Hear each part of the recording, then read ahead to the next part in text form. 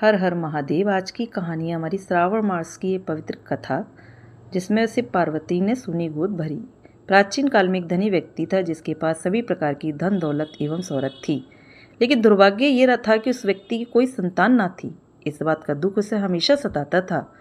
लेकिन वह और उसकी पत्नी दोनों शिव भक्त थे। दोनों ही भगवान शिव की पूजा और सोमवार का व्रत रखने लगे। उनकी सच्ची भक्ति को देखकर माँ पार्वती ने शिव भगवान से उन दोनों दंपत्ति की सूनी गोद को भरने का आग्रह किया। परिणाम स्वरूप शिव के आशीर्वाद से उनके घर में पुत्र ने जन्म लिया। लेकिन बालक के जन्म के साथ ही एक आकाशवाणी हुई कि यह बालक अल्पायु का होगा, इसकी आयु छोटी होगी। 12 साल की आयु में इस बालक की मृत्यु हो जाएगी। इस भविष्यवाणी के साथ उस व्यक्ति को पुत्र प्राप्त की अधिक खुशी ना थी। उसने अपने बालक का नाम अमर रखा। जैसे जैसे अमर थोड़ा बड़ा हुआ, उस धनी व्यक्ति ने उसको शिक्षा के लिए काशी भेजना उचित समझा। उसने अपने साले को अमर के साथ काशी भेजने का निश्चय किया। अमर अपने मामा जी के साथ काशी की ओर चल दिए। रास्ते में उन्होंने जहाँ जहाँ विश्राम किया, वहाँ वहाँ उन्होंने ब्राह्मणों को दान दक्षिणा दी। चलते चलते वे एक नगर में पहुँच गए, जहाँ पर एक राजकुमारी के विवाह का समारोह हो रहा था।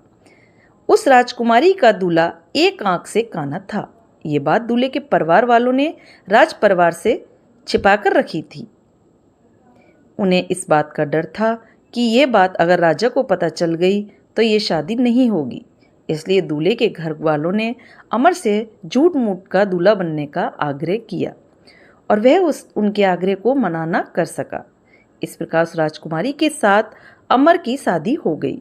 लेकिन वह उस राजकुमारी को धोखे में नहीं रखना चाहता था, इसलिए उसने राजकुमार की चुनरी में इस घटनाक्रम की पूरी सच्चाई लिख दी।